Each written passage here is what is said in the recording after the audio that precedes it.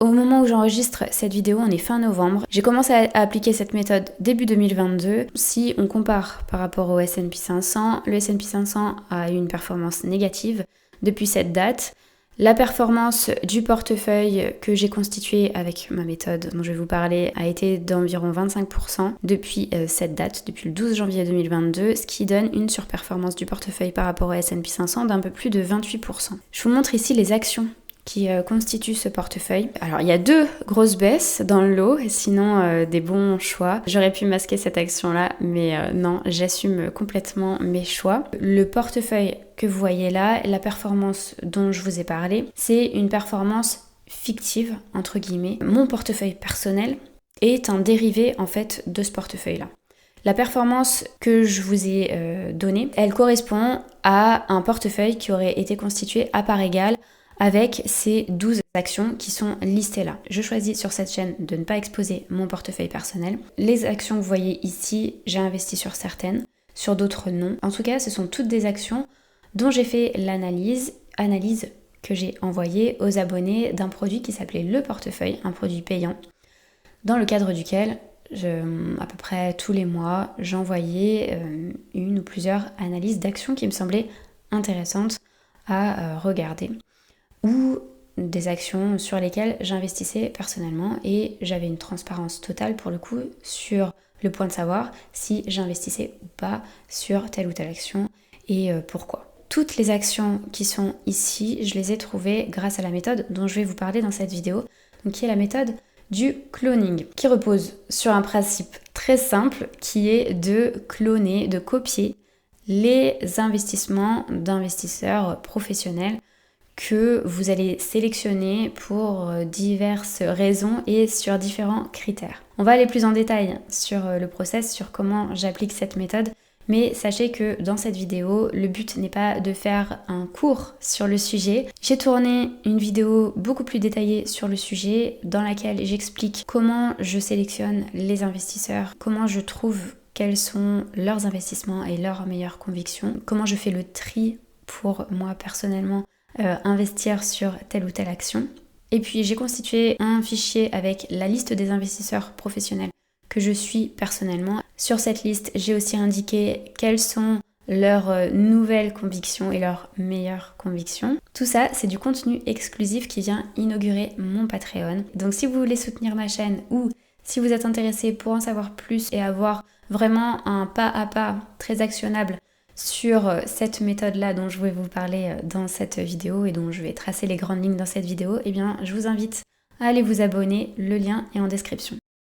D'abord, quelques mots sur en quoi ça peut vous bénéficier dans la gestion de votre portefeuille. À titre personnel, quand j'ai commencé à investir, je me suis lancée sur le marché en allant chercher moi-même des idées. J'avais fait une erreur depuis le départ, c'est de considérer que mon portefeuille était un outil pour atteindre plus de liberté plus rapidement.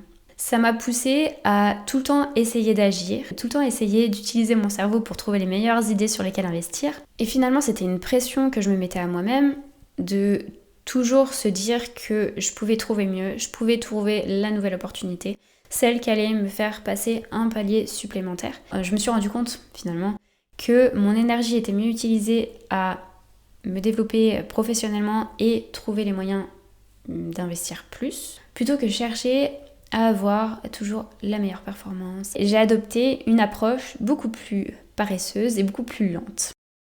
Le principe est simple. J'ai commencé par me constituer une liste d'investisseurs de fonds d'investissement que j'ai sélectionné sur différents critères. Le premier critère, c'est une approche long terme de l'investissement parce que le fait de copier des investissements, de cloner des investissements n'est pas compatible avec une approche de trading. Mais c'est plutôt compatible avec des personnes qui ont un horizon d'investissement relativement long. Je dis relativement long, mais c'est au moins 1 ou 2 ans, ce qui peut paraître très court pour certains.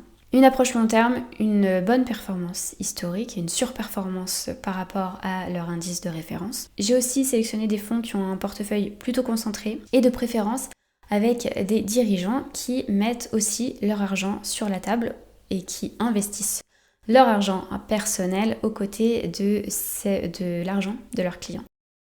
Ensuite, une fois qu'on a cette liste d'investisseurs de qualité, le travail c'est d'aller chaque trimestre, regarder les nouveaux ajouts qui sont faits à leur portefeuille, aller lire s'il y en a les présentations détaillées de nouvelles entreprises, de nouvelles actions. Et à partir de cette liste, en fait, j'applique un regard critique en analysant moi-même, en triant en fonction de mes critères d'investissement personnel, en fonction des secteurs qui me parlent le plus, que je connais le mieux.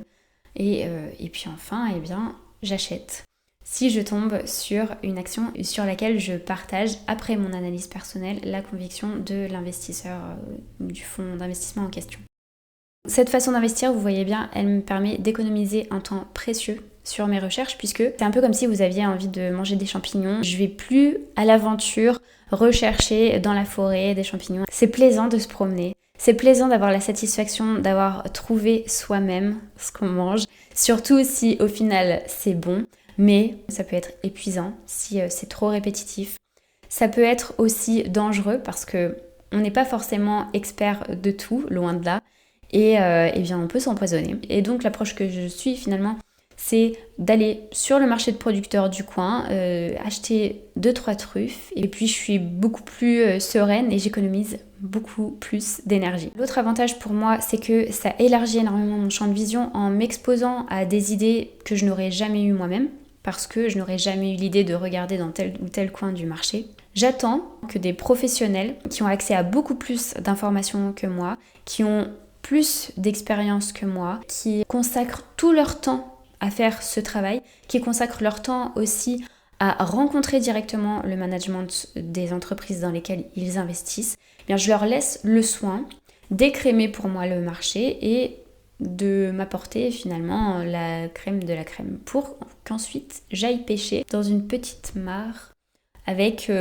plus de chances d'avoir de la qualité par rapport au fait d'aller pêcher un peu au hasard dans l'océan. Cette façon d'investir, à mon sens, elle devrait être appliquée, que ce soit dans l'extrême comme moi ou par petites touches, par chacun. D'ailleurs, beaucoup d'investisseurs professionnels ne s'y trompent pas parce qu'il y a énormément d'investisseurs pros, y compris des légendes sur le marché comme Warren Buffett et comme Charlie Munger, qui ont appliqué cette méthode, qui ont cloné d'autres investisseurs et qui disent ouvertement que c'est une bonne façon d'aborder l'investissement. C'est une façon d'investir qui certes ne plaira pas à tout le monde parce qu'il y a beaucoup de personnes qui aiment l'aventure d'aller chercher tout seul sur les marchés. Mais attention à ne pas se perdre et à trop rester dans l'aventure et à chercher une sorte d'adrénaline, chercher de la satisfaction, une sorte de divertissement qu'on n'arrive pas à trouver par ailleurs dans la vie. Votre portefeuille boursier n'est pas fait pour ça. Si comme moi vous cherchez une certaine sérénité dans votre processus de recherche d'investissement, mais aussi dans la gestion au quotidien de votre portefeuille, si vous avez ce petit côté paresseux comme moi, si vous êtes aussi, attention, capable d'avoir un certain recul et que vous avez déjà une expérience sur les marchés financiers, cette façon d'investir, cette façon de voir l'investissement peut vous apporter beaucoup. Je détaille ma façon d'appliquer cette méthode dans une vidéo qui est sur mon Patreon. Je vous montre quels sont les investisseurs que je suis. Je parle de certaines actions qu'ils ont ajoutées récemment à leur portefeuille ou sur lesquelles ils ont une forte conviction. Je vous donne tous les liens utiles pour suivre leur portefeuille facilement. Je vous explique comment je trie aussi dans leur portefeuille. C'est accessible sur mon Patreon qui vient d'ouvrir. Je vous invite à aller vous inscrire, le lien est en description et je vous dis à très vite.